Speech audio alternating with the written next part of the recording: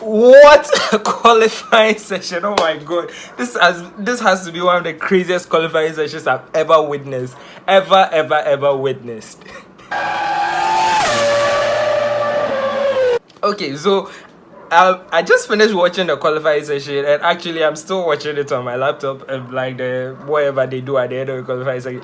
I'll just start off with Q3. Like Q3 was just unbelievable. Oh my god, like it started first laps. Usually the drivers do 2 laps in Q3. The first runs, Lewis was got provisional pole, and Verstappen first initially was Vettel, then Verstappen went again, became P2.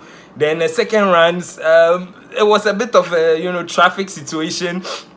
Then Vettel, jammed the queue, went ahead so that you have a clear track, which was understandable. And Mercedes were bunched up. I was like, why would you do that? I mean, you just compromise yourself. You have a 2.2 long kilometer straight. Why would you do that? So Vettel was going around, and he did the quickest first sector. I was like, okay, yeah, Vettel has got it. Then he did personal best second sector. Wasn't his best, wasn't like the fastest, and he was down a tenth of a second. I was like, okay, I mean the third sector is kind of long straight, so he's going to clock it there. Then Hamilton did the best second sector. I was like, okay, this guy interesting, and I completely forgot about Bottas. Then Vettel crosses the line, he goes P2. I was like, oh damn, Vettel missed it by just a piece. I was like, okay, Hamilton is taking. I want the screen being Bottas, Hamilton. I'm like, Bottas P1, Hamilton, where did that come from? It was so manic. Bottas is currently doing his interview with Paul de Resta. Like, it was just so amazing. It was crazy. I mean, Baku always gives like crazy stuff. Baku is just crazy. It's just been a crazy qualifying section. Now let's talk about the qualifying section. Now that I'm done with Q3, so we all know Bottas is pole position, Hamilton P2, Vettel P3, then I think Verstappen P4. Now, this qualifying session has been, like I said earlier, it has to be the longest qualifying session I've ever witnessed. Because in Q1, Robert Kubica crashed in this thing at 10-8, the castle section, which I said has the narrowest road in Formula 1, that piece of road. He clipped the inner wall, then bounced him off into the other wall. Boom, red flag. They had to repair the barriers, took about 15-20 minutes. Then the Q2 started again. Q2 was going on, then unfortunately Leclerc crashed at the same point. I was like, oh my god, Leclerc, no, you could have been on pole position, but anyway, it's racing, these things happen.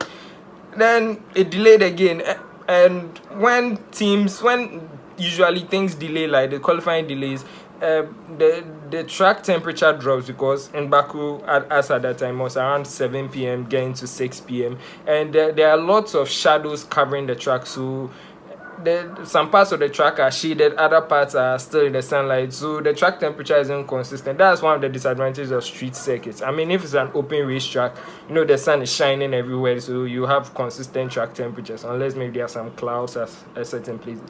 But this time you're driving, people, residential apartments casting shadows, the castle and all, just a few sections have sunlight, so it made tire warm-up tricky. So some teams had to do 2 qualifying rounds to get the tire warmed up to the right temperature. So the whole qualifying session has been just crazy, and I saw a stat that said Lance Stroll has been eliminated in Q1 for 8 consecutive races. That's not the best. I mean, 8 consecutive races in Q1, and you are now in a team that has a faster car. Your teammate, it just qualified, I think, P7 or P8 or P6, I don't know.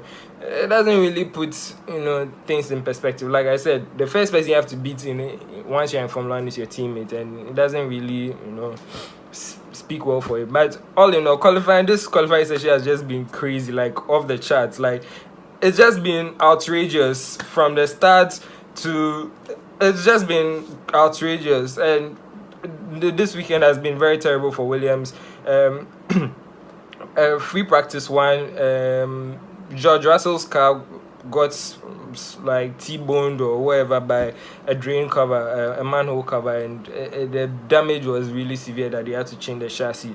And in qualifying Q1, I forgot his name. What was his name? What was the guy's name?